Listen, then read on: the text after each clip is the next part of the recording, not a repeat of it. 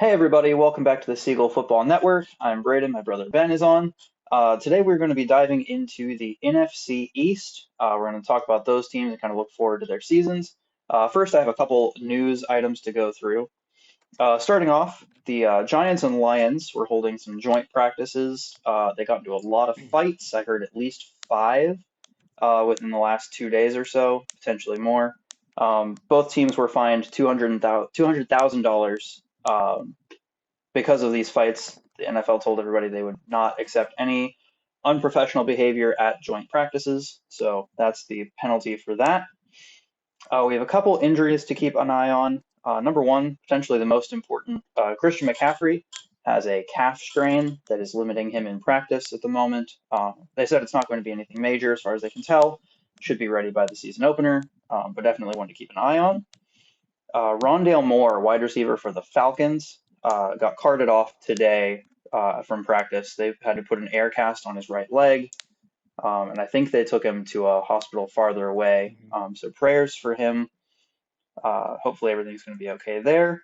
And then Josh Downs, wide receiver for the Colts, had a high ankle sprain in practice today. Uh, from what I heard, the injury looked bad, but they're saying that it might not be as bad as it initially looked. So hopefully he's also able to get back to practice soon. We have a couple safety things going on. The Saints hosted safety Justin Simmons. He was last on the Broncos. And the Titans signed Quandre Diggs. So that's another safety added for the Titans. He has experience with Jamal Adams, so that's a pretty good duo there. And last but not least, today is August 7th, and it is Kyler Murray's 27th birthday. So happy birthday to Kyler Murray, quarterback for the Arizona Cardinals. That said, let's jump into the first team here for the NFC East, the Dallas Cowboys. Uh, they've been a pretty strong team the last couple seasons, I'd say. They've been going to the playoffs. Fell short a couple times there. Let's start off by talking about their strength. Ben, what do you think their biggest strength is? Yeah, so as you mentioned with the Dallas Cowboys, obviously they've got a lot of strengths on that roster. And then they've got a very strong coaching staff. One of the things that I think they really improved on was bringing in defensive coordinator Mike Zimmer. He is, a legendary defensive play caller. He was a head coach for a good, I think, 8 years Mhm. in Minnesota. And I think that their biggest strength is that defense under Mike Zimmer. Um, he depends on single pass rushers much less, instead resorting to a rotational cast of players. With the current roster, I think that that is a perfect complement for what he tries to do. Um, Zimmer definitely called for the drafting of defensive end Marshawn Kneeland out of Western Michigan. I think that Kneeland needs some time to work on his hands and all of this, but he is a very solid strength rusher. Demarcus Lawrence continues to produce at a high level late in his career. He's 32, but he continues to put up good pressures. Mhm. Unfortunately, Sam Williams had his season-ending injury last week, and he was expected to start or at least be a rotational piece in Zimmer's defense. And it means that more pass rushers will have to step up over time, but they did sign former Chicago Bear Al-Qadim Muhammad as a solid replacement. Obviously, Micah Parsons is Micah Parsons. There's not much else to be said about him. Incredibly versatile player. He can play pass rush. He can be an upright linebacker. And everything from Mike Zimmer's training camp looks like that they're actually going to put him at a lot of different positions on this defense, kind of being more versatile with him than former defensive coordinator Dan Quinn was, who's now the head coach in Washington. Zimmer did sign middle linebacker Eric Kendricks. He's going to be the perfect mentor of that defense, serve as the play caller, wear that green dot on Sundays. Eric Kendricks has experience in Zimmer's 3-4 defense back in Minnesota. He was there for, I think, longer than Zimmer was. Damone Clark is going to be a very good second linebacker, going to bring a good awareness for Kendricks. And then sophomore DeMarvion Overshone is returning from his season ending injury last year, and he has some incredible sideline to sideline speed.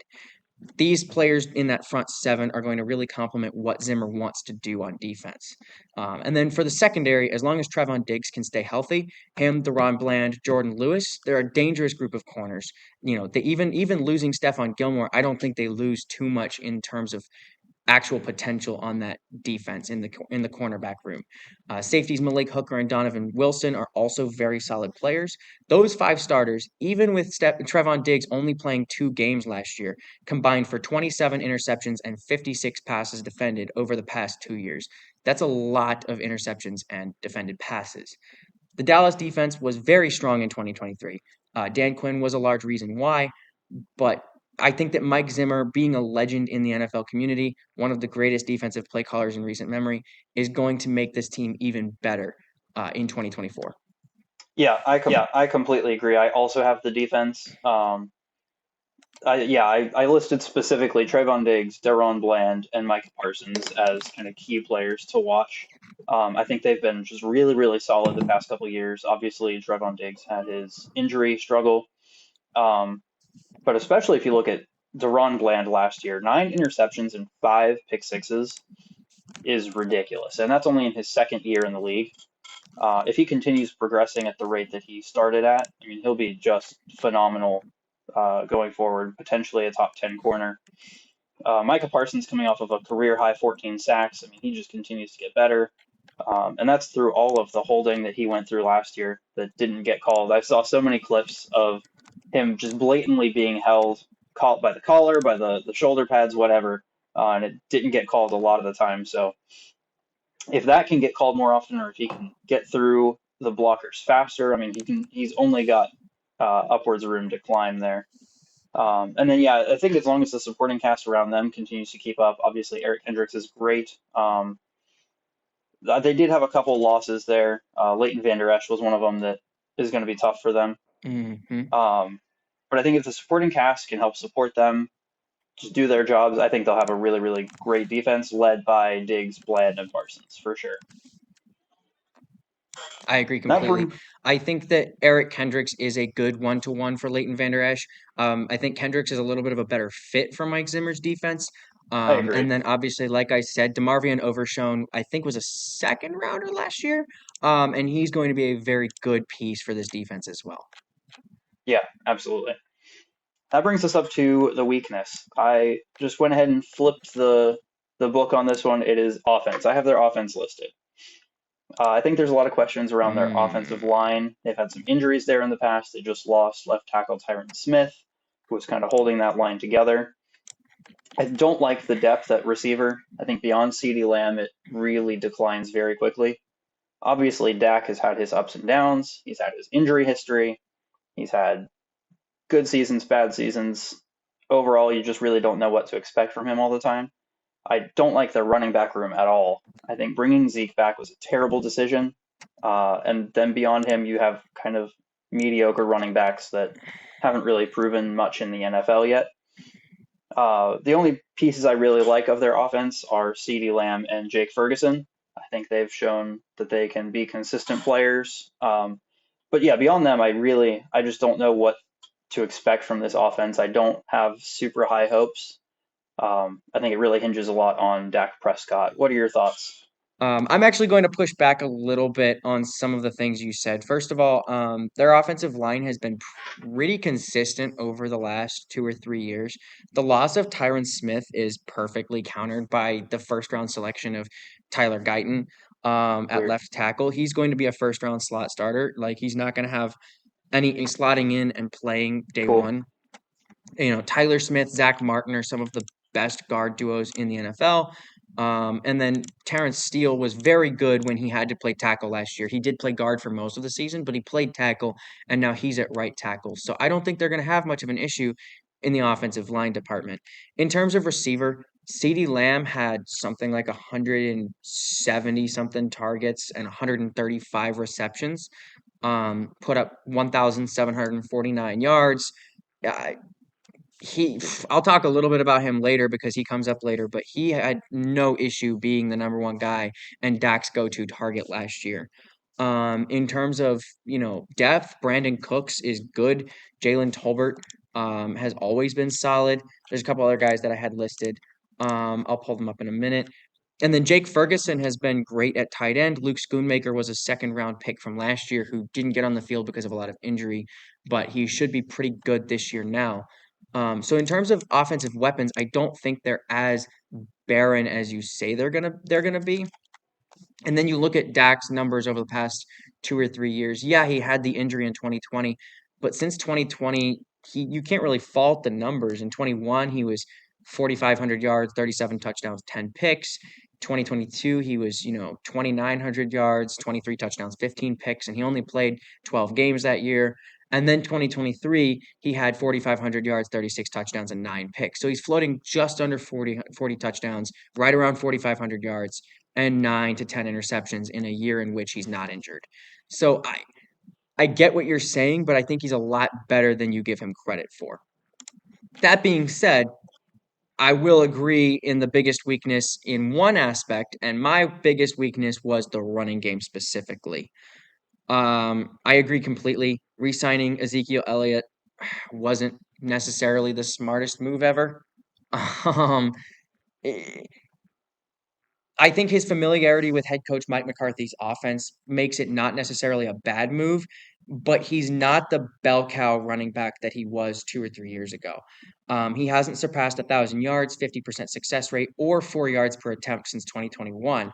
And the past Mhm. 2 years have proven that he is much better when he is complementary to another back. The problem is they let Tony Pollard hit free agency. He signed with the Titans this offseason. And then past Zeke, Dallas doesn't really have a lot of impactful complements who have the potential to do that for him. They have 7 running backs on the roster besides Zeke, most notably Royce Freeman and Deuce Vaughn. But together, those 7 running backs combined for 781 yards in 2023. One of those players may take the Tony Pollard position in this offense, but I think they're going to struggle to find a full time secondary back for Zeke, and it's going to cause the offense to struggle a lot to find rhythm outside of that passing game because Zeke can't do it by himself anymore. Yeah, for sure. That kind of rolls into who I have as the X factor. I did list Dak Prescott. I really think that he's looking at trying to get a new contract extension soon. Um, the Cowboys have a couple of those that they're trying to work on between CD, Micah Parsons, and Dak. Um, and if he plays well and earns that contract, which I think there's a good chance he can, they could make a deep playoff run, maybe even a shot at the Super Bowl. But if he gets hurt again, or if he ends up having kind of a down season, I think it's going to be a really, really rough season for the Cowboys and for their fans. I don't know that if Dak isn't healthy, if he's not able to get the ball to CD, I just don't see their season going very well. Yeah, I that kind of relates to my X factor in a funny way. So you said Dak Prescott, I said CeeDee Lamb. Um, the current top 5 players at the Hmm. wide receiver position average just over $31 million, and CD seems dead set on making that or even more. And I think he for sure deserves that much money. He's played like a top 5 receiver for the last 2 or 3 years. Um, he led the league in receptions last year with 135, as well as being fourth in success rate amongst all receivers in the league. Obviously, like I said, his 1750 yards did not lead the league, but they're nothing to be trifled with at all. Um, Obviously, Dak is going to run back, CD being Hmm. his go to target in 2024. But if CD doesn't play at all or practices very minimally this offseason due to his contract situation, we could see a very different receiver in terms of conditioning and ability on the field. If he doesn't perform as expected, the Cowboys could be much, much less effective on offense after doing very, very little in free agency to build around what they already have. Yeah, I think they had one of the most disappointing off seasons in the NFL. No real moves whatsoever. Yeah, Yeah, we're all in. overall, just not a great time in the off season. But yeah, hopefully Dak and CD both stay healthy. Hopefully they get that chemistry.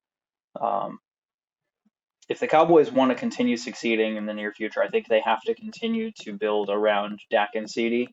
I think they are the offense right now. And if anything happens to either of Yeah, them, the whole I season agree. falls apart just like that. So, um, speaking of, the rookie I ended up picking was Tyler Guyton, who you mentioned earlier. I do think he's going to come in and help kind of Hmm. replace Tyron Smith. I think they really need somebody on that left side to protect Dak. We saw what happened when he broke his ankle. Uh, he has to be protected well, and I think Tyler Guyton is the guy to do it.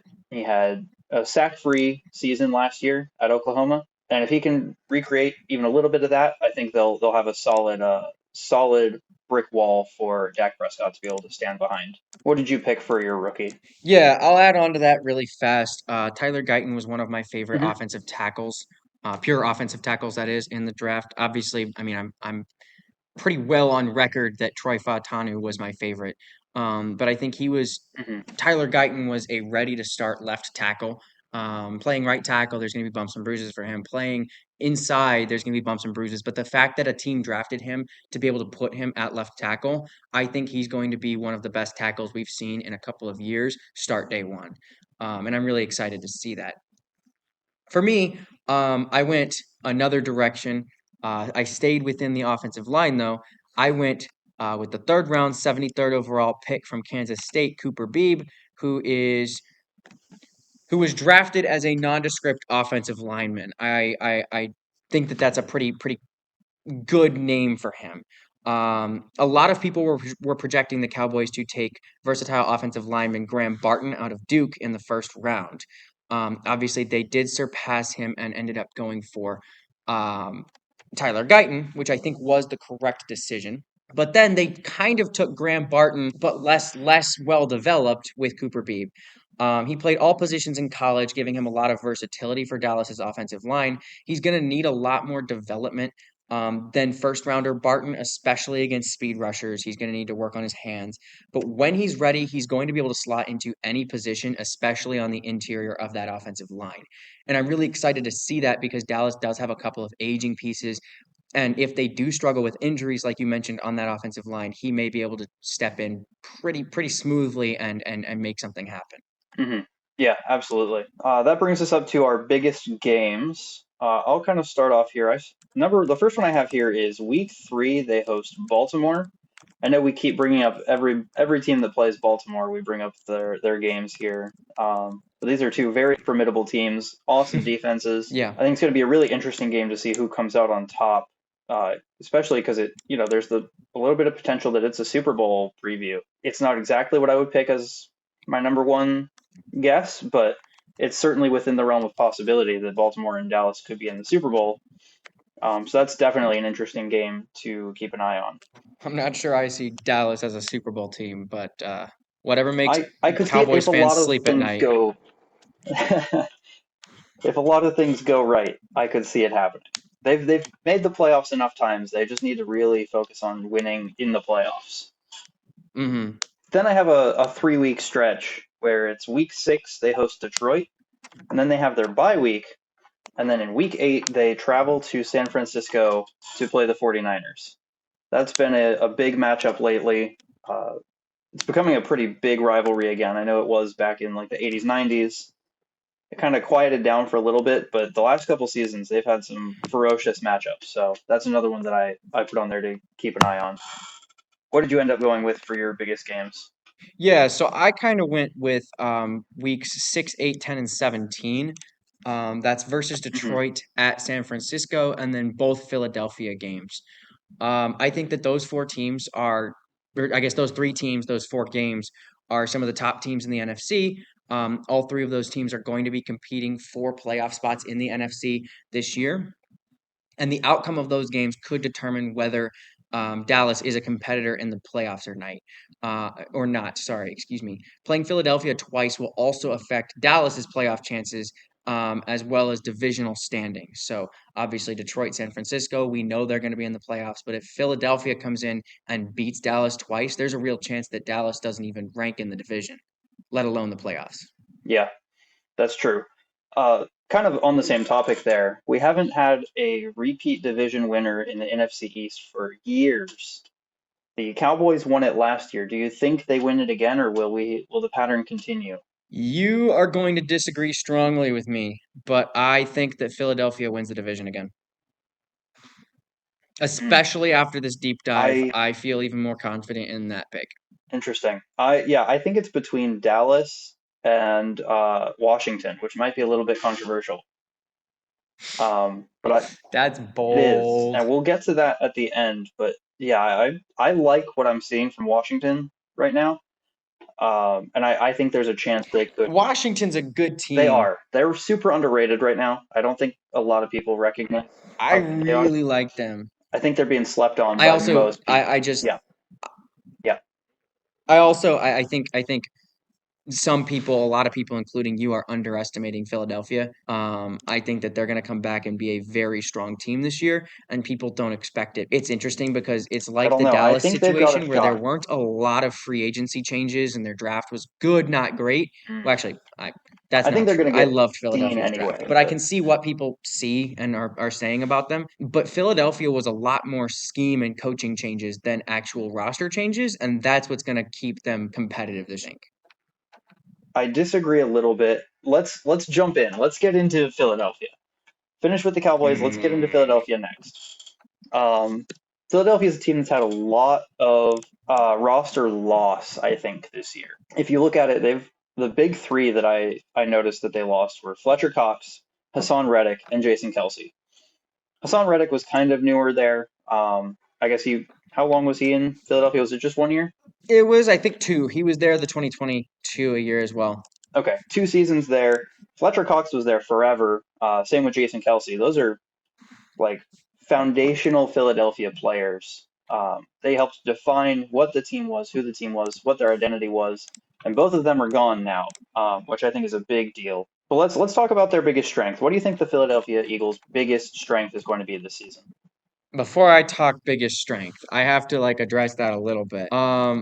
Look, Hassan Reddick was a good player for the 2 years he was there. 2022, 2023, I think he had like 11 sacks and he had 14 sacks. What we're not remembering though is they did sign Bryce Huff from New York, the Jets, right? He had I Hmm. think Yeah, 33 pressures, and he was getting pressure at like a rate of like 6% last year with New York. And that was with like nobody else good on that line. Like Jermaine Johnson was okay, but like he was the one guy who was on that line a lot of the time.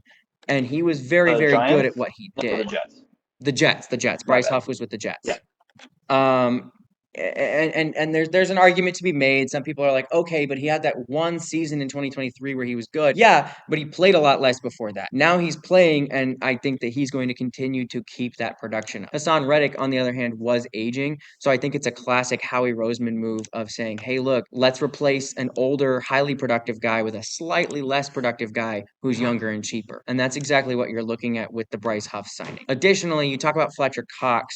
Look, Fletcher Cox was good for a really, really long time, but in 2023, it's not like he was some kind of massive game changing player. He was good, but he also was incredibly rotational on that defense. The two players who played more defensive tackle than Fletcher Cox were Jalen Carter and Jordan Davis, who were back to back first round picks in 2023 and 2022, respectively. Jalen Carter was ninth overall. Remember, the Bears traded from 9 to 10 and gave Philadelphia Jalen Carter. And then Jordan Davis was 13th overall in 22. Both of them were Georgia guys. Both of them are big old defensive tackles, and they played really well. 6 sacks, 2.5 sacks each. Jordan Davis is a lot more of the, space eater, and Jalen Carter is more of the dynamic, interior pass rusher. I think that while they didn't replace Fletcher Cox 1-to-1, they definitely replaced what they were looking for in production, if that makes sense. Yeah, absolutely. I think so for Hassan Reddick, I think it is more a production thing. He had the sacks, he had the stats. Fletcher Cox, yeah, he was definitely old. It was time for him to retire. But I'm with him. I'm more talking about the identity, the attitude, and the experience that he brought to the defense. Um, both are, I think, big losses in their own way for sure.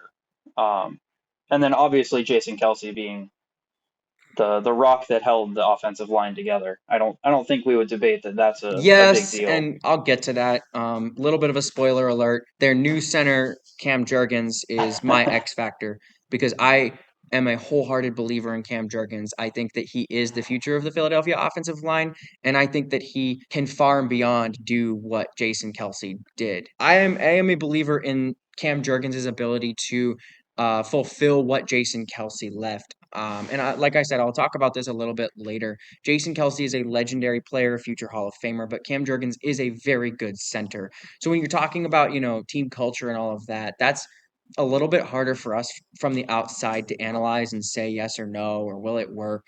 But in terms of players and production matching, the Eagles have done an incredible job at replacing these players and bringing in impact guys to play the same position. And that's something that Howie Roseman's been good at for years. All right, well let's jump in for real into their biggest strength. You go ahead and tell us what you think their strength is going to be. Yeah, so just like I was talking about earlier, I think that the reason that the Eagles are going to be good this year isn't about their personnel. It's about their new play callers, being offensive coordinator Kellen Moore and defensive coordinator Vic Fangio. Last season, Philadelphia had great personnel. The 2022, 2023, and 2024 teams are all eerily similar in terms of starters on their roster. They've got a lot of the same guys. It's not like their turnover is very high. There's an argument to be made that talent-wise, this team has only gotten better over the last 3 years, not worse. And if they haven't gotten better, they've at least gotten younger, which is always, to an extent better. But after the loss of offensive coordinator Shane Steichen to Indianapolis and defensive coordinator Jonathan Gannon to Arizona, they both became head coaches after the 2022 Super Bowl. They seemed to lose a lot of their identity. The offense was flat. We talked about their bottom of the league in motions. Everybody's talked about that. They were predictable. The defense got beat over the top far, far too much. Offensive coordinator Brian Johnson was fired, and he is now Washington's passing game coordinator. And defensive coordinator Sean Desai is now Los Angeles Rams' senior defensive assistant. I think that both of them are very good coaches in the NFL. I think they've proven that over time with different teams. But I think that neither of them were ready to play call full time. And they proved that over the 2023 season with the Eagles. It seemed like they were constantly stressed. It seemed like the team was confused all the time. They weren't communicating well, and they needed to bring in play callers who were much better at the job. Now, Kellen Moore was the former Dallas offensive coordinator and Los Angeles Chargers offensive coordinator. Um, you know, he's Hmm. he's had some boneheaded moments, but don't we all sometimes? We're human. Say what you want about him, but Kellen Moore is a very good coordinator in the league. He's been in the head coaching conversation for like 4 years now, and it's well deserved. And then Vic Fangio is now their defensive coordinator, former Miami defensive coordinator, Denver head coach. He's been a legendary defensive coach for years, defensive coordinator a lot more places than just Miami, but those are his recent stops.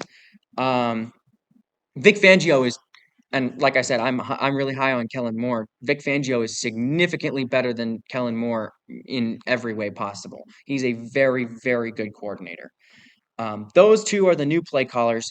Head coach Nick Sirianni is taking more of a step back and taking kind of a management role, if you will. Like I said, say what you want about these coordinators' successes on a team, but their individual successes as play callers and in molding playmakers on a roster, they're unparalleled currently in the NFL. These guys are very, very good at what they do. If anyone's going to bring this team back to its 2022 Super Bowl caliber heights, it's these coordinators. I think that Howie Roseman is real good at drafting. Like I said, their team has only gotten better, not worse. But these coordinators are going to take that talent and really put them over the edge and make them the strength of this team.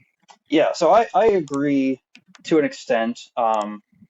We'll get into Kellen more. I'll talk about him in a couple minutes. But the strength I picked was the defense. I think their defense is what's going to keep them competitive this year. I think it was definitely their weakness last year.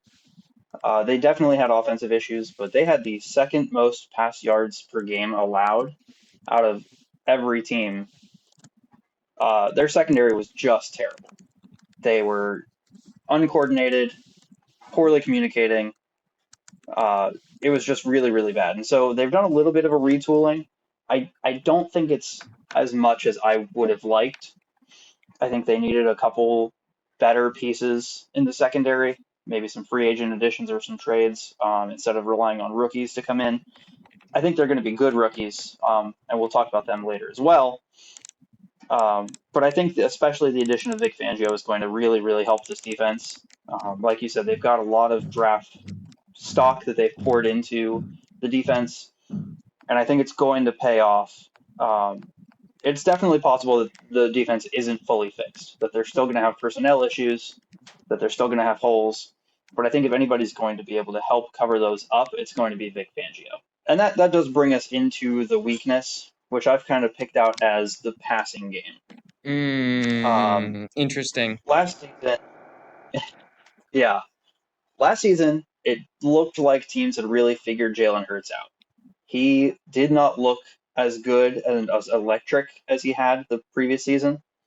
He passed for less than 4,000 yards and threw 15 interceptions, which is the same amount as the previous two seasons Yeah, combined. He had some really bad looking games, like the game against the Jets. He just looked really, really bad.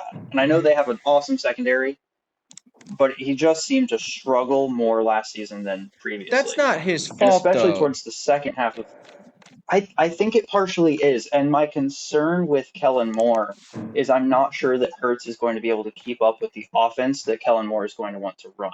Can you explain that? Yeah, I don't think Jalen Hurts is very good at reading defenses.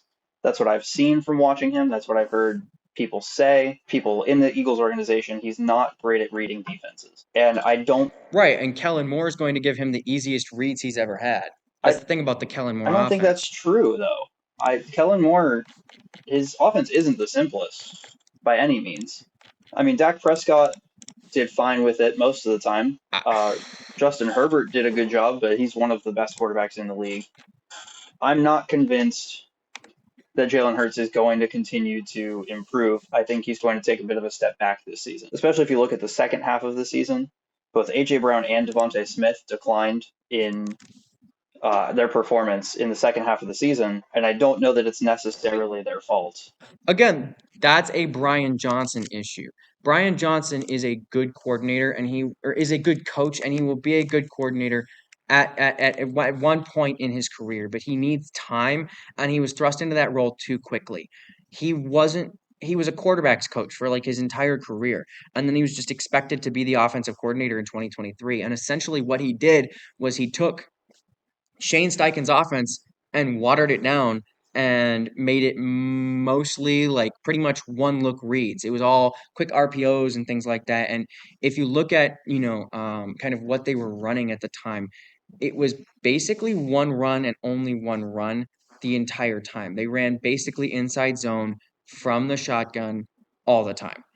And the only time that they went under center during the game was when they were doing the tush push.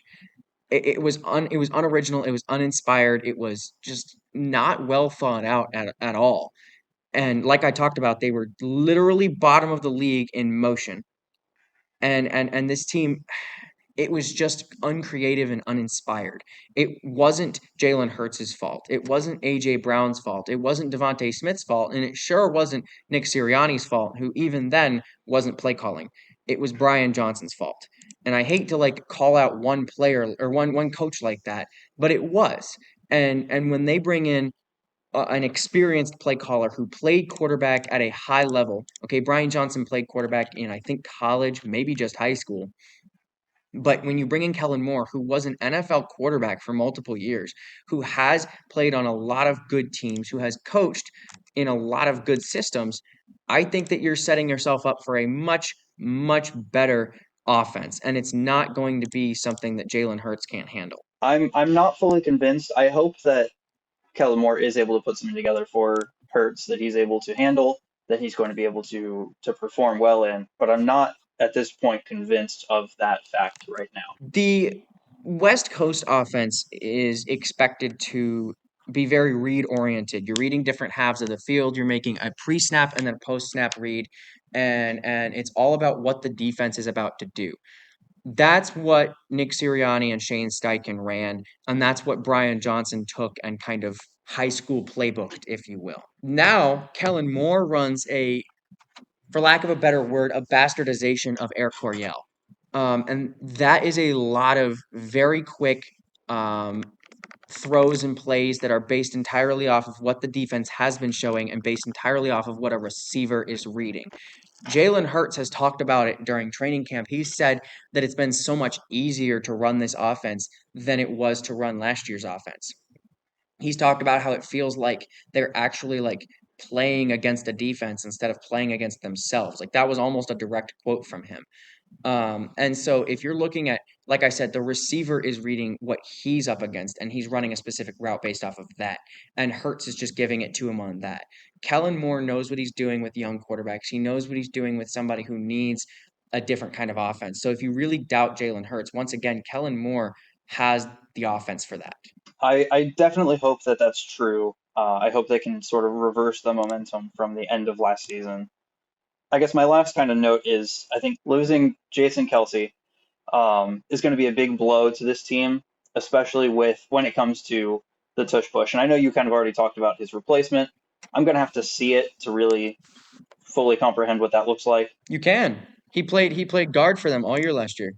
Guard's a different position than center, though, in all fairness. And Right, but if you're talking about what they're trying to do with the tush push in terms of just like getting low, having that pad level, being able to use his body and getting his body low enough for that leverage, the pointer type of play that they're doing. Cam Jurgens is bigger and stronger than Jason Kelsey. I mean, like I said, Jason Kelsey's a great center, but Cam Jurgens athletically was one of the best linemen in his class. well, then hopefully they'll be all right there and be able to keep up with that as well. All right, what did you end up putting down as your weakness for the Eagles? Yeah, so my biggest weakness is the depth of this team. A difference that does exist between this team and the 2022 team is that this team has notably less high quality depth. As the team continues to work through extending their young players who are playing at a high level, it's more and more difficult to maintain adequate depth at an affordable price. Subsequently, if this team does struggle with injuries down the stretch, AJ Brown, Devontae Smith, Jalen Hurts, Bryce Huff, it may become difficult to keep a quality product on the field. What are your thoughts? Yeah, no, I definitely agree. I mean, I think there's going to be some injuries for sure. They have some older players who I just kind of expect are going to have some injury issues. And yeah, I think if the depth is not there as much as it was 2 years ago or even last year to an extent, and obviously they have some players with injury history as well. Devontae Smith has missed some time, AJ Brown has missed some time. And I think if one or both of them went down, especially, they'd have issues on the offensive side of the ball. And then you've got players like Darius Slay and James Bradbury who I was going to mention this later, but they are 33 and 31 respectively, and that's their starting two corners. If either of them goes down, you're relying on somebody with very, Mm, very. James Bradbury isn't starting this year. Is he not? No, they've talked about moving James Bradbury to safety because he lost a lot of speed last Interesting. year and he struggled in man to man. Darius Slay is likely still going to be a starter, but he's more likely a rotational corner at this point in his career. Yeah, I mean that definitely means though that they're going to be relying on corners with a lot less experience in that position, in a very difficult position to play. And so I think you might see some hiccups there, and anywhere else that somebody goes down with injury, I think there's going to be some issues. So yeah, I completely agree with you there. What did you end up putting as your X factor for the Eagles? Yeah. So my X factor is center Cam Jurgens. The Eagles are returning a great group of offensive linemen up front. Obviously, Jordan Mailata, Landon Dickerson, and Lane Johnson are all longstanding players on this offensive line. Um, Cam Jurgens played guard last year while Jason Kelsey played at center. Now that Jason Kelsey is retired, Jurgens is going to have to slide into this center position, and he is expected to fill some legendary shoes. Jurgens is athletically one of the best players to come in and replace somebody as technically oriented as Jason Kelsey. Jurgens, like I said, I mean, he's big, he's strong. He was like I said, one of the best athletic profiles in offensive linemen in his class. Kelsey was a lot more technically oriented. So what we have kind of seen last year when he was playing guard, and what we haven't seen behind the scenes, is Jurgens has been learning from Kelsey for the last 2 years. Jurgens didn't play his rookie year; he just learned, and he was the backup center.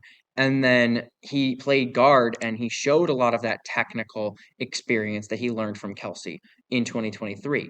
That being said, he's going to come into 2024. It's not going to be a one-to-one switch, but if Jurgens can perform as well as Kelsey in certain key situations, or even somewhat as well as Kelsey, the Eagles' offense will continue to hum. Jalen Hurts at the helm, Kellen Moore calling the shots, and I think that is the most likely scenario. because Jurgens is a good player athletically. He's, already starting off with a high floor, and, his ceiling just got higher learning from Kelsey. But if he does struggle at center, the Eagles will struggle in a lot of places. Obviously, their run game is hopefully going to be more dynamic with Kellen Moore. And then obviously that pass game, it needs a good line to even get started. So we'll just have to see how that Hmm. works out. Yeah, absolutely. So for my X factor, I what I had written down for weakness originally was the whole offense, and then I went through and looked at their roster, and I saw Saquon Barkley on there, and I was like, oh yeah, completely forgot that he was an Eagle. So I kind of pivoted to just the pass game, and my X factor is going to be Saquon Barkley. I think he has really shown that he can be that number one running back, the guy who takes the carries, who gets the touchdowns, who gets the yards. Um, but he's also had some issues in the past. I think that this is kind of his chance to turn over a new leaf, start over, start fresh with a different team, one that's hopefully going to be more successful than the New York Giants. We'll talk about that later. And I really think if he can be the piece that the offense kind of flows through, if they start with him, they finish with him, I think they could have a really, really solid offense and relieve some of the pressure off of Jalen Hurts. He's obviously also a threat in the pass game, so he kind of adds another dimension there.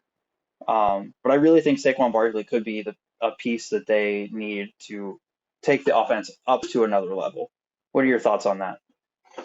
No, I completely agree. I have already said multiple times how excited I am about this offense having an actually competent play caller to give Jalen Hurts those easier looks. Obviously, AJ Brown and Devontae Smith are very, very good receivers. Adding Saquon Barkley with the offensive line that's already great, assuming Cam Jurgens can do his thing, Saquon Barkley is a make or break because behind him, it's not like they have a lot of huge, dynamic, game changing players. They've got a couple of guys. I'm trying to remember their running back room now. I think it's like Kenneth Gainwell and yeah, yeah. Oh, they just drafted that Clemson kid, Will Shipley. They just drafted Will Shipley. That was his name, fourth or fifth round. And so they've got him, but I agree completely. Saquon Barkley is going to be that running game. Hmm. He's going to be a bell cow. I talked a couple weeks back about like those 2 to 3 guys in the league who are just elite running backs. And I wholeheartedly believe, excuse me, that Saquon Barkley is one of those guys. And that being said, if he does get injured again, like you talked about his, decently lengthy injury history, it could be very bad for Philadelphia. Yeah, definitely. All right, that brings us up to the notable rookie. Who did you put down as yours for the Eagles?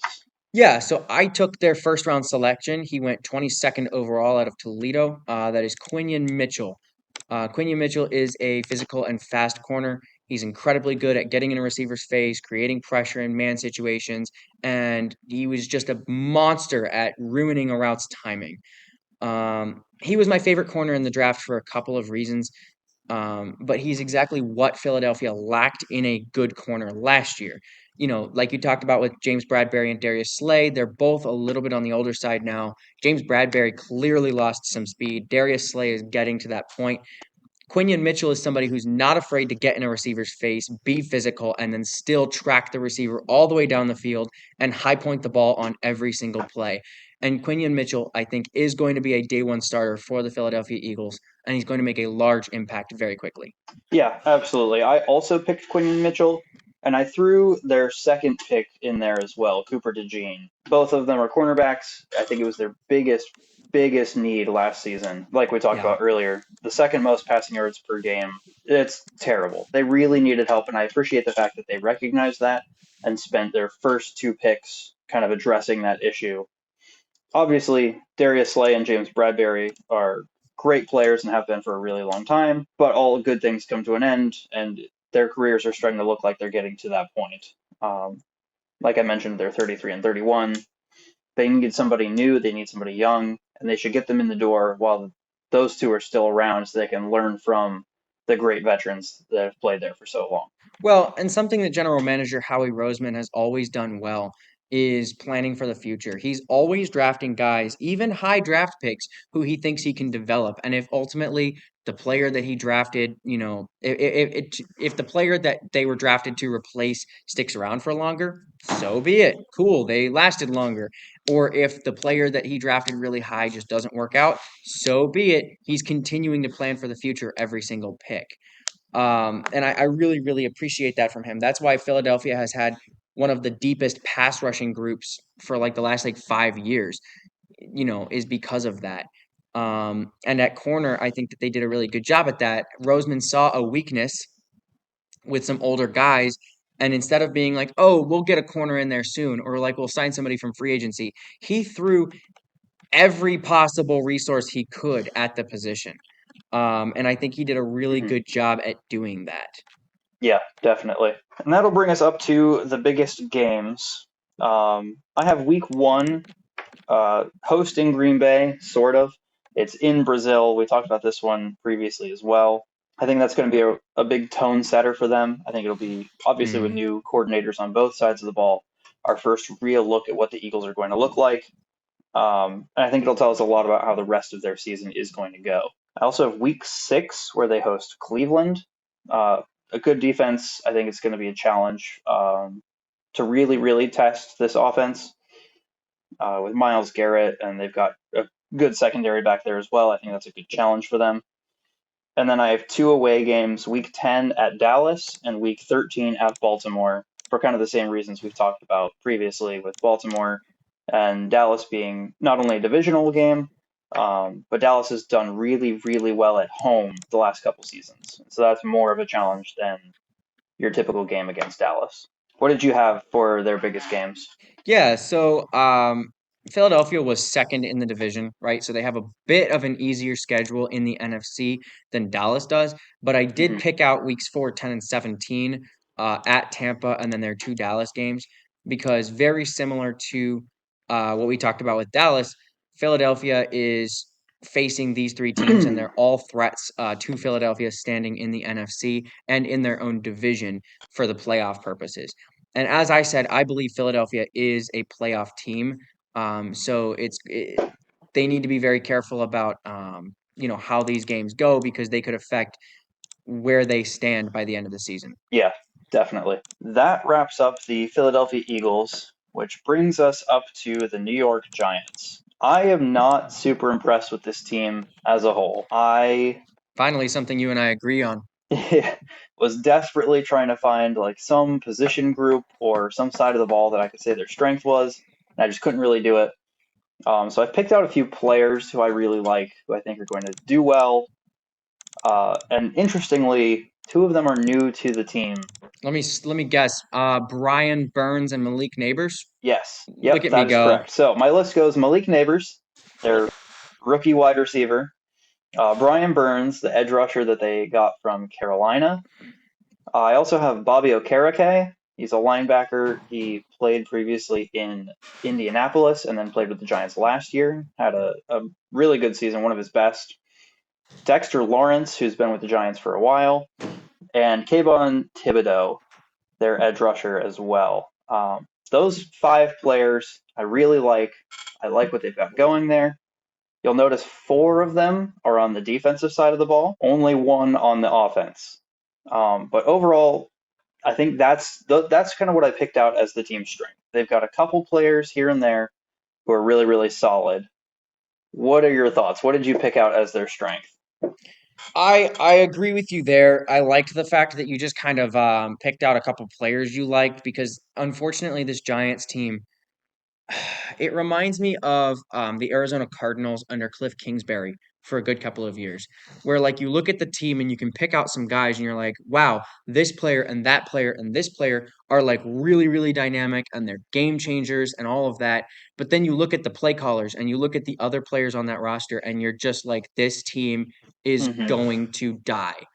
And I hate to be so down on the Giants, but I can't find a good part of this team. One of my favorite NFL YouTubers, Brett Coleman, they labeled their New York Giants episode where they talked about them. They said, the New York Giants certainly are an NFL team. and that was the name of their episode.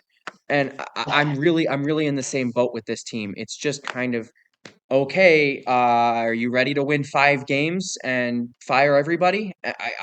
It sounds horrible, but it just is how I feel. Um, Now that I've gotten the rant over, my biggest strength is the secondary. I'm not a Hmm. huge fan of a lot of their defense, but the Giants secondary does have some good players. Deontay Banks, Cordell Flott, and Darnay Holmes project to be their 3 starters this year, and they all played last year. They all were very solid when they did play. Rookie Andrew Phillips, who I think went in the 3rd round, very well could play some in the slot or even outside, but probably in the slot this year. I think that that's a good group of corners. The defense had a lot of struggles last year, just like the entire team had a lot of struggles. But the secondary was pretty good, all things considered, in 2023. And under new defensive coordinator Shane Bowen, I think he's going to give them some looks and a scheme that might be a little bit improved over what Wink Martindale was doing, who's very blitz heavy. Yeah, for sure. I will say, like, I liked their secondary as a whole last season. I'm just not. Yeah, I wasn't sure that I could pick it out as like the strength, just because I don't feel like any of this players have. It's the strongest part, but it's not really a Yeah, strength. for sure. I completely agree there. As for the weakness, I picked everything else. Everything else about this team, I don't like it. The roster, I don't like at all. If you look at the starting offensive skill players, you have Daniel Jones, Devin Singletary, Darius Slayton, and Wandale Robinson. What are we doing here? Those are not starting caliber players at this point. Darius Slayton used to be a much better receiver. He's not so great now. Devin Mm-mm. Singletary used to be a pretty good running back. I don't really think he has it anymore. Daniel Jones had one decently good season and got paid way too much money. And Wandale Robinson really hasn't proven himself as much either. The same thing goes for the defense. They've got a lot of people who maybe used to be kind of good, but are declining, or guys who just really haven't made a name for themselves much at all. And so I don't like the roster almost top to bottom for this team, and I think their record is going to reflect that this season. What do you think? Yeah, I I'm a little bit of a bigger fan of Devin Singletary than you. If I were the Giants, I would have paid Saquon Barkley the freaking bag Mm-hmm. and just kept him around Yep. because I think that it was idiotic for them to let somebody of his caliber go. If again, it feels like the Arizona Cardinals teams for, from like 2016 to 2021. It's just kind of like okay, here we go again with 3 good players and a bunch of, guys who are getting paid way too much money to do not enough, Mm-hmm. right? And I hate to say it like that, but they should have kept Saquon around. Devin Singletary, though, was a good signing. I think he's going to be a good player. Um, for our viewers, you said something, Braden, before we started about how Brian Dable was kind of trying to recreate Josh Allen. And I can see where you're going with that. I think Dable's well past Daniel Jones now. But I feel like that's kind of what he's trying to do now because I think he knows his job is on the line. He's kind of grasping at straws here and brings in Devin Singletary, who played in Buffalo for years, hoping he can, by making the personnel the same, he'll make the success the same or something like that. And unfortunately, I think that there's a disconnect there and it's not going to work the way he wants, even though Singletary is still a good running back, in my opinion. Right. Um, that being said, my biggest weakness was a little more specific than everything else, though I do agree with the everything else statement. Mine was the offensive line. They've got pretty Mm-hmm. much the same starters as last year. They brought in, I think he's going to play right guard, John Runyon Jr. from Green Bay, and he's going to start. But outside of him, there's really no change on that offensive line. And that offensive line allowed 85 sacks, 85 over 17. Now, I am not great at mental math and I don't have a calculator, but if our editors can put up however many sacks per game that is, that would be great because that is way too many. It's exactly That 5. includes allowing. Oh, really? Yeah, I had a calculator here. It's 5 sacks a 17 game. times. Cool. That actually keeps up with what I was about to say. They allowed 30 sacks to Daniel Jones in 6 games, which is also 5 per. The fact that they're allowing 5 sacks per game to Daniel Jones and to poor Tommy DeVito and Tyrod Taylor is unacceptable, embarrassing, and just bad. It's not good. 85 sacks, that is insane. I mean, at I least think they're not showing preference to one quarterback over the other in that case. They distributed the Yeah, sacks evenly. at least it was even. The NFL record, for those of you who don't know, for most sacks to one passer in a season was 72 to David Carr, who was the Houston Texans' #1 overall pick as an expansion franchise in 2002. Um, Hmm. Daniel Jones, if he had played the full season, probably would have taken all 85 of those sacks, which would have by far broken the record. Thankfully, and I say this in the nicest way possible, thankfully he got injured and was able to sit out the rest of the season, because I don't wish that on anyone. 85 sacks to a single human being is cruel and unusual. It's horrible. I mean, there's got to be something in the Geneva Convention against that. It's not I okay. was about to say that. Yeah.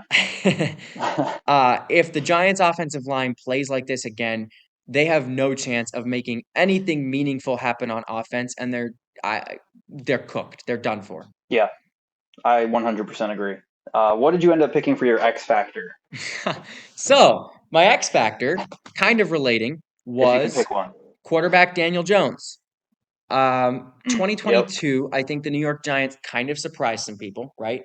They had an easier schedule Hmm. because they were dead last in the division in 21. It was Brian Dable's first year. He brought in some new concepts, some new stuff. He made Daniel Jones look like he kind of knew how to play competent football.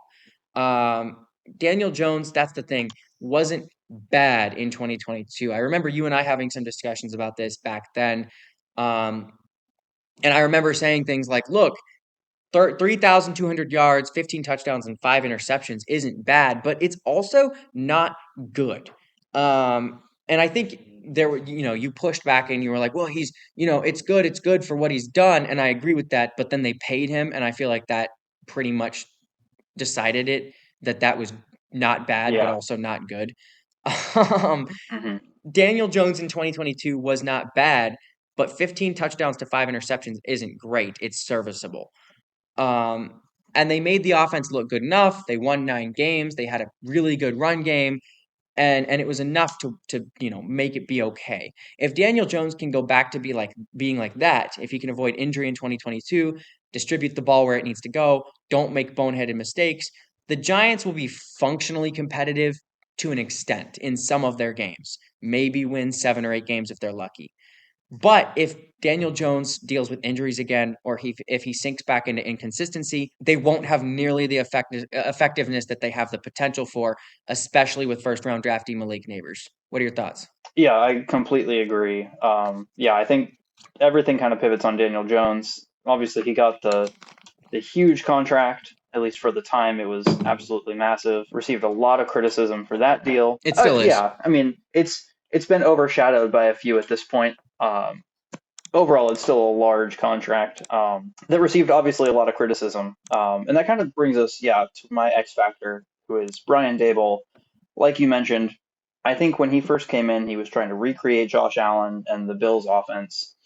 And I really think that he believed that Daniel Jones could be Josh Allen. When you look at, Josh Allen, he was overlooked by a lot of teams. He had, I think, no offers at first for college. And then, you know, drafted kind of low, not really expected to be a whole lot. Daniel Jones, on the other hand, was drafted pretty high, had a lot of expectations, and maybe Daboll thought he could, take something that looked better initially and turn it into Josh Allen, but it really just hasn't panned out at all. And I honestly think that if Daboll doesn't do something incredible, I mean near miraculous, at the start of this season, I think he'll be fired by week 8 or 9. I don't see the Giants organization is going to need somebody to blame, and I think he's going to be the easiest person to do so with. Now, if he pulls something together, great. Maybe they win some more games than is anticipated. But I'm just not impressed with his coaching. I'm not impressed with his. I really think he was involved in keeping Daniel Jones in 2023 and getting him on that big contract, and I just don't think he's done enough to make up for that. What are your thoughts on that? Well, do you have anything you want to add? Yeah, I have a couple of thoughts. I agree. The scapegoat, if they're gonna fire anybody, the scapegoat's gonna be Brian Dable. Excuse me. Joe Shane has done a good job in the places that he's been in. As general manager, he's made good decisions. His drafts have been solid, all things considered. I think that The quarterback contract was a Shane and Dable decision, and that isn't the greatest thing ever. But unfortunately, they had to pay him the money that they paid him just because of what the market looked like. Thankfully, once again, Joe Shane made a good decision by setting up the contract in a way in which they can get out next year if Daniel Jones doesn't play. Does it still hurt how much money they've spent on him? Yes. Is it still rough because they're starting over once again? Absolutely. But it does allow them to get out of it sooner rather than later, and I think that that's a good look for them. But I agree. I think Brian Dable took advantage of an Hmm. easier schedule and a simple offense in 2022. And when they, made a playoff run in 2022, their schedule in 23 became much more difficult, and I think that that started showing their holes much more rapidly and painfully than they wanted to admit. The offensive line fell apart. Wink Martindale's defense just was not schemed well. And unfortunately, as we know, Dable was a really hot-tempered coach, had a lot of arguments with offensive coordinator Mike Kafka, defensive coordinator Wink Martindale, who ended up walking out at the end of the season, quit middle of this, or like right at the end of the season. And people talk about how Dable is just not very, very happy with who's around him, and that's not a good recipe for success, unfortunately. Yeah, and I think we see a little bit of a reflection of his temper kind of showing through in the team, like we talked about earlier with their fights with the Lions. From what I heard and saw, those got pretty vicious at times. And that's really not what you want, and that feels like it's bleeding down from Mhm. the top of the organization down into the players. So just generally, yeah, not I agree. yeah, I don't know. He's gonna have to do something, like I said, near miraculous to be able to keep his job, I think. I would like to see Joe Shane keep his job because I think he's been really savvy. One of my favorite moves was the acquisition of Brian Burns. I think that the setup of Mhm. the contract that Daniel Jones is currently under, I think Joe Shane has done a lot of good things with the Giants so far, in spite of Brian Dable, not with Brian Dable. Right. Obviously, they still have a lot of holes on the roster, but it's hard to. Rome wasn't Hmm. built in a day, so I would give him a little Right. more time to try to figure that out. Speaking of which, that brings us up to the notable rookie. I picked Malik Neighbors. I think he's a really, really promising rookie as a wide receiver. He looked great in college. I think he's looked really, really good in practice. He's been making some incredible catches over solid corners, both for the Giants and the Lions. Um, And I think if given an opportunity, he could have a kind of Justin Jefferson like effect on this team. Maybe not this year, but I think in the future, he could have that. He's going to get open no matter who's covering him and no matter who's throwing to him. He's going to get yards, he's going to get touchdowns. I think he could have that kind of persona and effect on the field in a year or two. And so I think he's going to be a really, really fun rookie to watch. So, yeah, that's why I picked Malik Neighbors. I'm really excited to see what he does this year as a rookie to continue to build forward. Who did you end up going with? Yeah, mine was also Malik Neighbors. I have some of the same thoughts as you. Um, Justin Jefferson is a really bold statement. Um, I don't think he's ever going to be Justin Jefferson. I think that No, no, no. I think the effect he's going to have could be similar. possibly Malik Neighbors was not my favorite wide receiver in this class. He was actually one of my least favorite first round receivers in this class. I think he shouldn't have gone sixth. I think he's a good receiver, though. The interesting part about Neighbors is all the other receivers who went in the first round are entering receiver rooms that have established guys. Marvin Harrison is entering a room that has established guys, but they're not, Marvin Harrison level, but like at least there's other guys in that room. New York just doesn't have anybody really. So if you're Hmm. talking about Justin Yeah. Jefferson, I don't think Neighbors is going to have the impact in terms of numbers, but he is expected to take this offense to the next level basically by himself in 2024. Whether he can or can't is a different question. But I think the offense is going to have to run through Neighbors this year.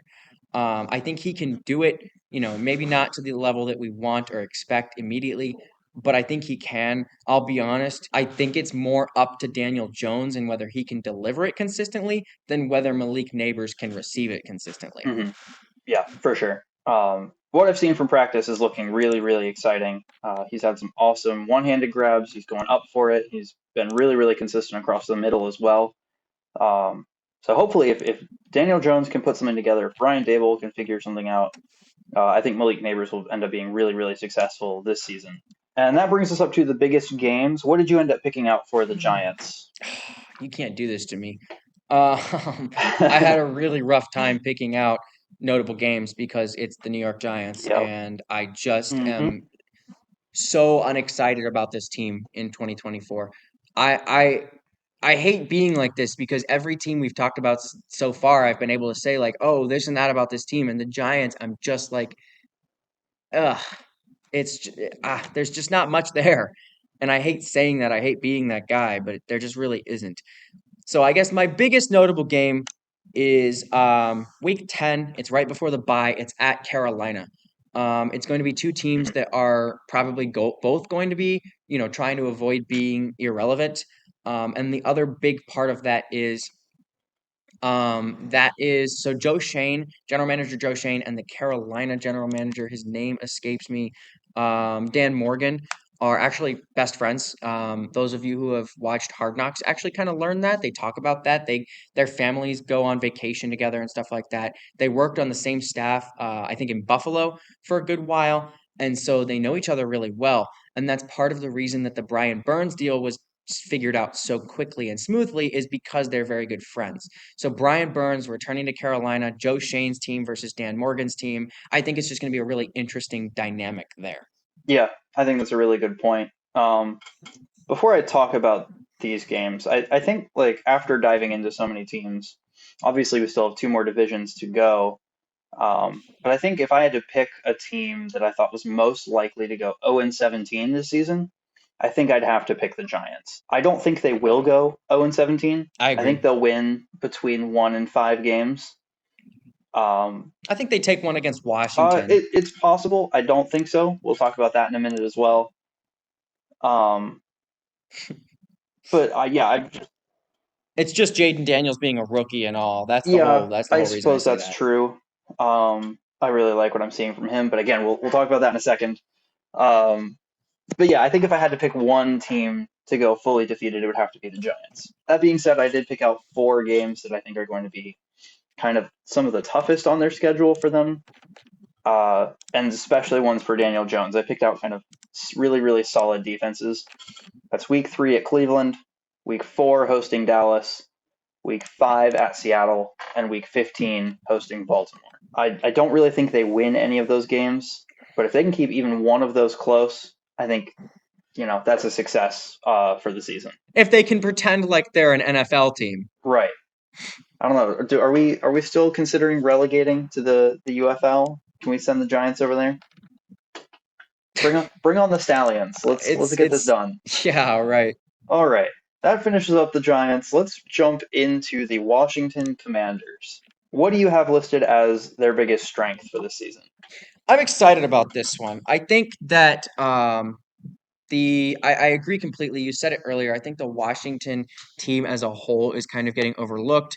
The Dan Quinn hire, I'm a really big fan, but I think for a lot of people, it felt like a rerun. It felt like oh, him again.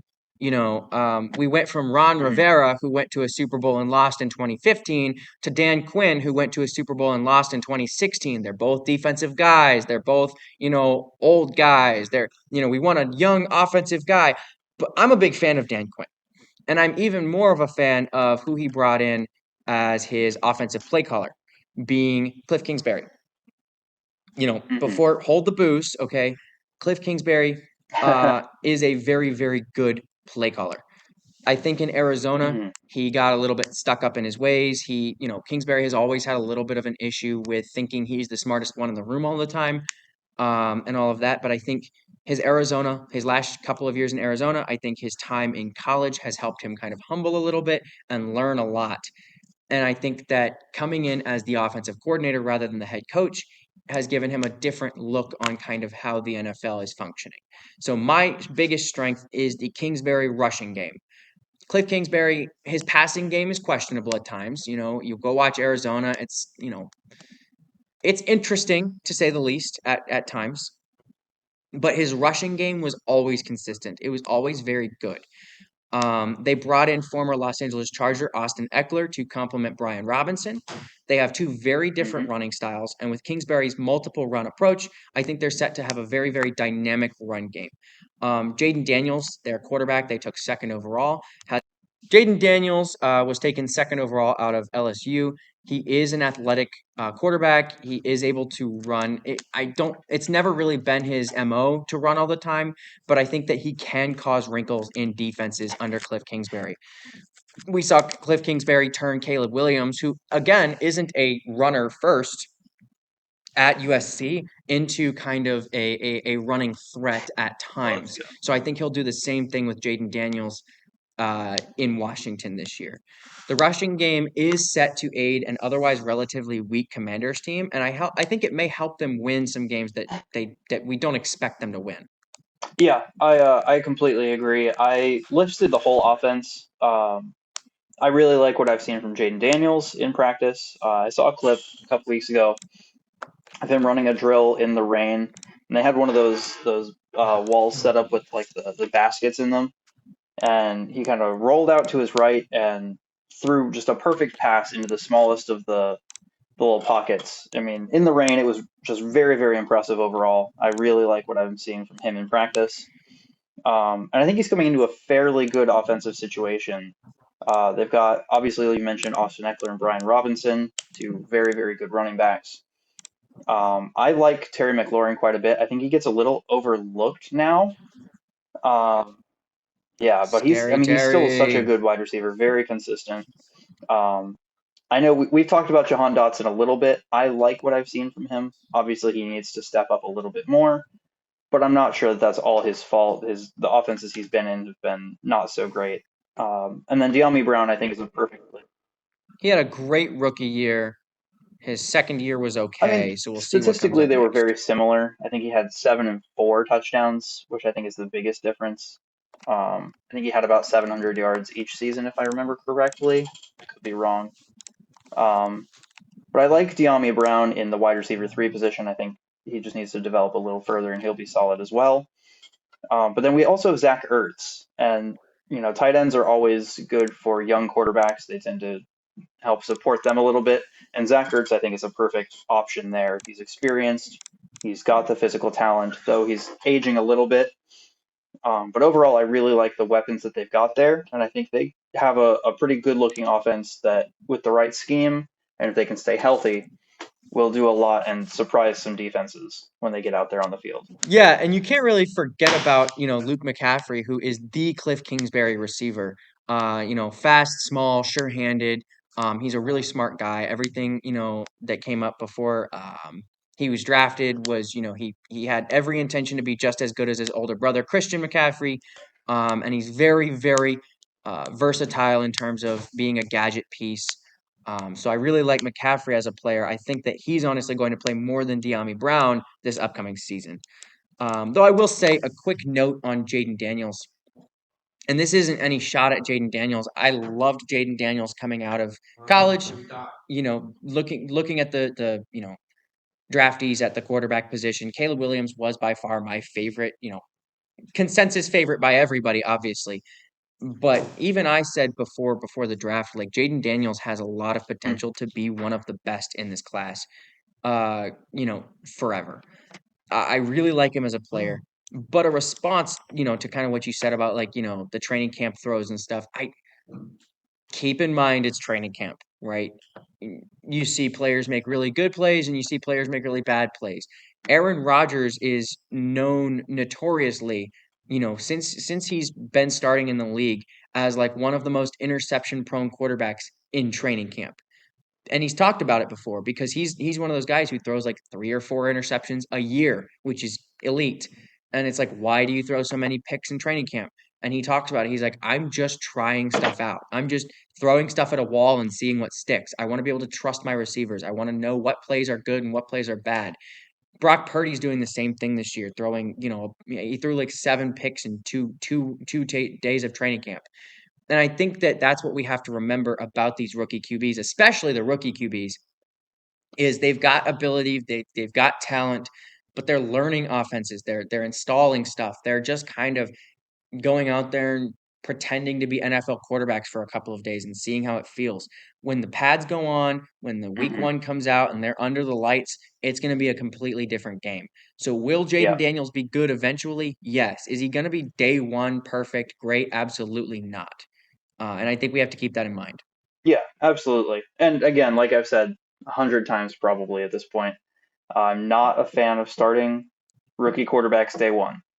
As good as I think he looks right now, I still think it would be better if he had somebody to sit behind and learn. But if their leadership feels like he's ready to go, and that's what they're going to do, and we'll see how that turns out. Technically speaking, they could start Marcus Mariota. That would be an option. He is certainly one of the quarterbacks of all time.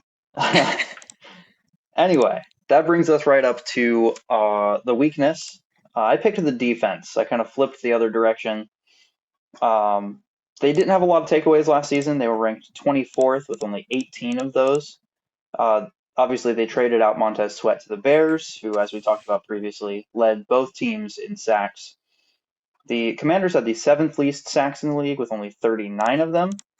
Um, with all of that being said, I do like they've added a couple foundational players in Bobby Wagner and Frankie Louvu, who I think will really help lead this defense and give them something that they can build off of.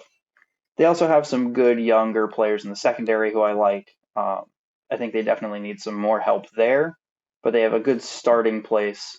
And with Dan Quinn now leading the team as head coach, I think their defense has a lot of room to improve, and he'll be able to help guide them through that. What are your thoughts?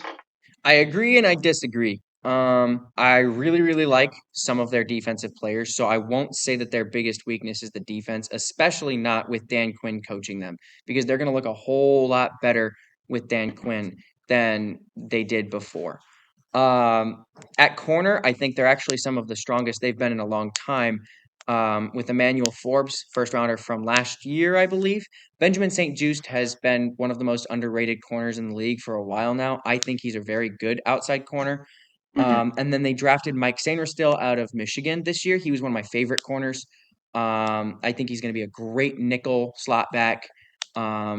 I think Dan Quinn did interesting things with Noah Igbenogany last year on defense. He wasn't out a lot, but when he was, he was in some interesting places, playing a lot of safety-ish type roles. So very interesting there. Yep. I agree with you with the middle linebacker sentiment. Frankie Louvu and Bobby Wagner are both very experienced players. Louvu having experience in Dan Quinn's defense. At safety, Jeremy Chin. Quan Martin's okay, but Jeremy Chin is a very good player, can play in the box, can play up top, great instincts. My weakness is actually specifically the edge rushers. Because even the interior defensive line, Hmm. they've got Deron Payne, Jonathan Allen. They drafted Jerzon Newton out of Illinois. Yep. I'm a big fan of their defense in general, actually. I like it more than the offense. But their edge rushers currently, who are likely going to be starting, are Clelin Ferrell, who was a failed first round pick by the Las Vegas Raiders, well, actually Oakland at the time, and then played a year in San Francisco. And then Dorrance Armstrong on the other side, who they signed from Dallas. Dorrance Armstrong was a good rotational pass rusher, but he was never a starter there. And then Clelin Ferrell, actually, interesting thing, the Washington Commanders traded Chase Young to the Niners, and Chase Young instantly started over Ferrell. And then the Commanders then went and signed Ferrell this year. So Hmm. the Commanders did, like I said, trade away Chase Young and Montez Sweat for two much less good pass rushers.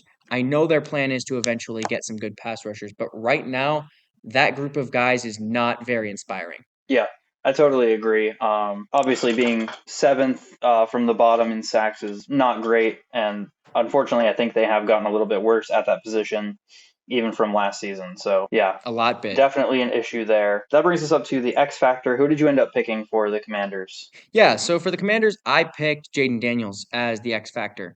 Obviously, the Commanders took him second overall. He is a very good quarterback. Well, he will be incredibly impactful in years to come. He was my second favorite quarterback in the class, second only to Caleb Williams. But I think both of them have an opportunity to be potentially the guy for their team for many, many, many years.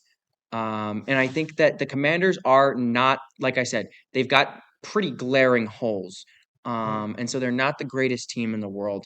But if Jaden Daniels can reach even some of his potential as a quarterback in a CJ Stroud type of year in 2024, I think the Commanders can kind of overlook some of those holes and be a sleeper for the division, maybe a contender for a short playoff run. They're not, Super Bowl contenders or even close, but I think they could be more Hmm. competitive than we think, especially if Jaden Daniels, you know, uh, plays the way that some people want him to. Yeah, absolutely. I'll go ahead and just flip Were flop you? a couple of these Okay. really quick. I picked him as my notable rookie. I think he looks really ready, honestly, for the NFL. I don't say that about many rookies, and I still think he should sit, like I said, but he looks very poised in practice. He looks great. And obviously, like you said, it's training camp, it's practice. But I really like what I'm seeing from him. And of course, there's a lot of pressure. We saw what happened with Sam Howell with his 21 interceptions last season. And so we know what can happen to a young quarterback when they're pushed in too quickly. But I actually, and this might be my spiciest take of the evening, I think there's a pretty good chance that he is the best quarterback in this draft class. I think he could end up being the best. That's not What? spicy. It's a little bit spicy. I mean, you look at Caleb That's Williams, not who, spicy.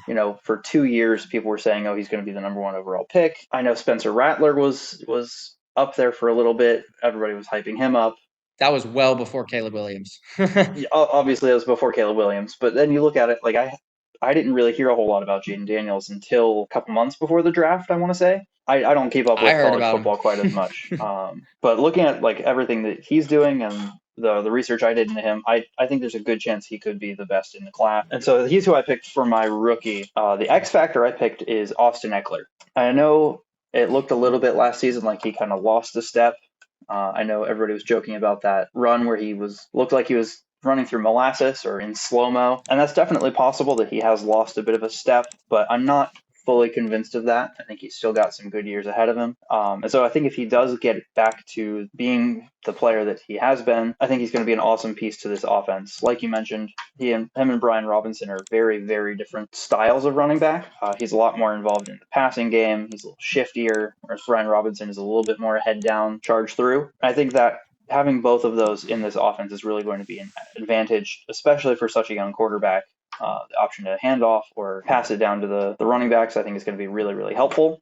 And so that's why I picked Austin Eckler. I think he's going to, if he succeeds and he does well and it gets back to his same rhythm, this offense is going to hum. But if not, I think they're going to have a little bit more of an issue getting things going on the offensive side of the ball. What are your thoughts? Yeah, I'll jump back to the Jaden Daniels thing really quick. I get where you're saying that is kind of a spicy take, but first of all, I think you said a whole lot spicier during our Eagles bit.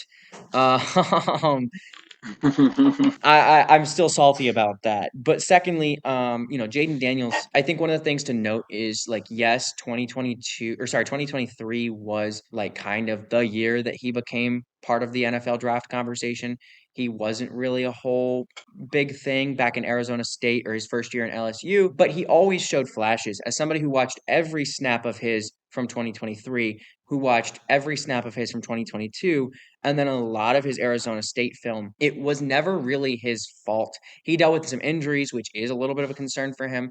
But as a passer, I mean, LSU was rebuilding in 2022, so that wasn't necessarily his fault. And then Arizona State, Lord knows what that team is going through, and they've been going through that for a long time. So it's not like they've been the most competitive team for a while either. So I don't blame Jaden Daniels for the fact that he threw like 18 touchdowns 3 years ago. He always had the ability. Mhm. He was always pinpoint accurate. He was always very poised in the pocket. He could move around when he needed. And while that was a danger for his physical health sometimes, he was always that guy.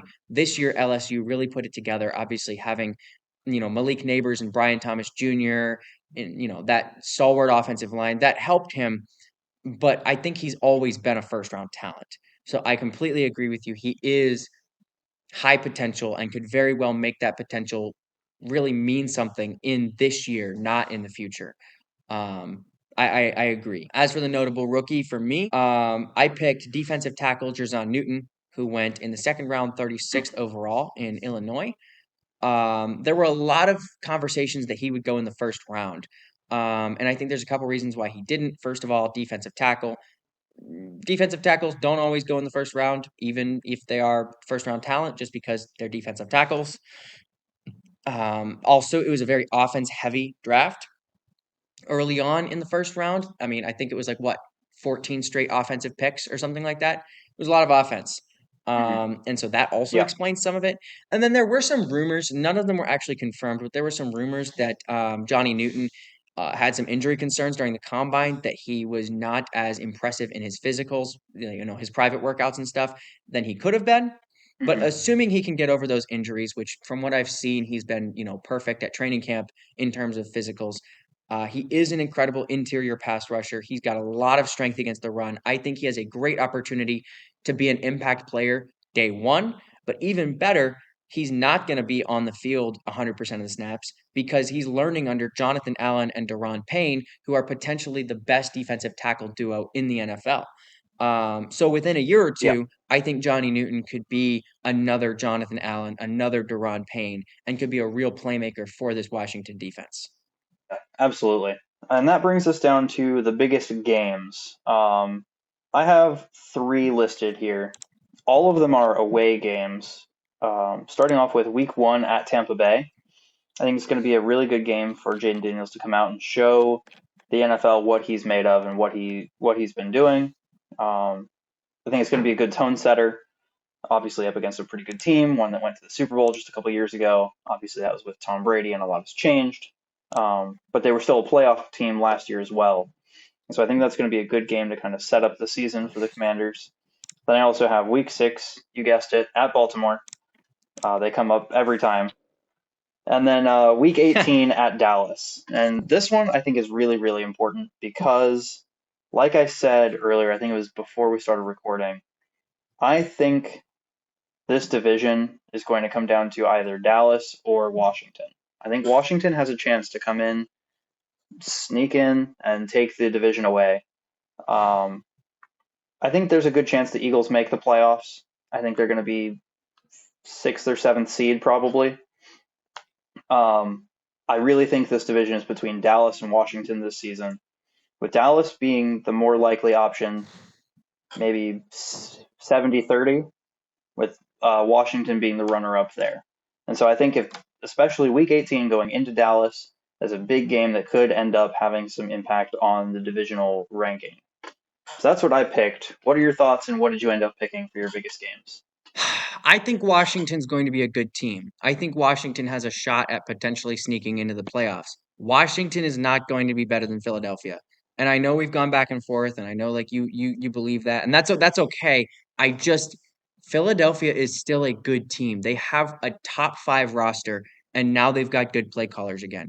Washington still has very very clear holes. They've made leaps and bounds, one of the most improved teams in the NFL this year, second maybe to only like the Tennessee Titans, the Chicago Bears. Yeah, maybe that's it. They've made a lot of improvements. I had to think about that one for a little bit. Potentially the Houston Texans are Yeah. up there too. But anyway, very, very improved team. I'm very happy with the direction that Washington is going, but they're not going to beat the Philadelphia Eagles. I just don't see it happening. Um, I do have week 18 and week 12, but week 18 specifically on my list for slightly different reasons. Playing Dallas is a big deal for Washington. One, it's a divisional game that's always important, especially for a team that is hoping to sneak into the playoffs. But two, Dallas is where their current head coach, Dan Quinn, came from.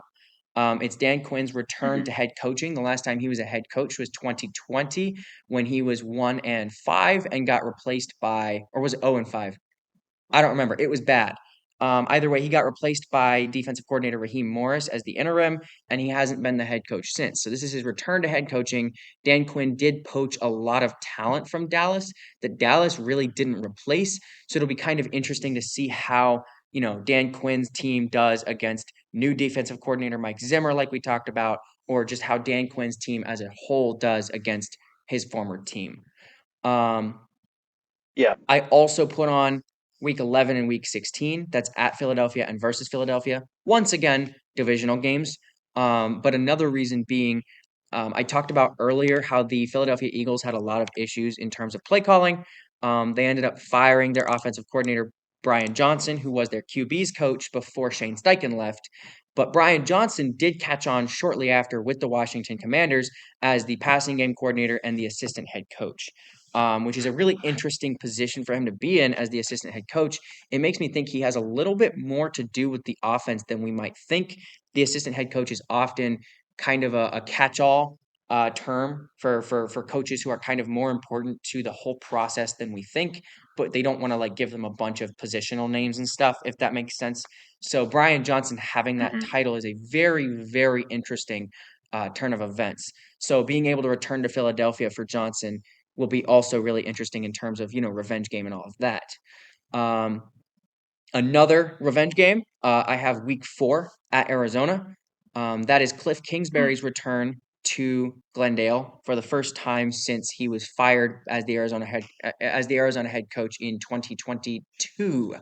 Um, it'll be really interesting because Arizona is getting better as a team.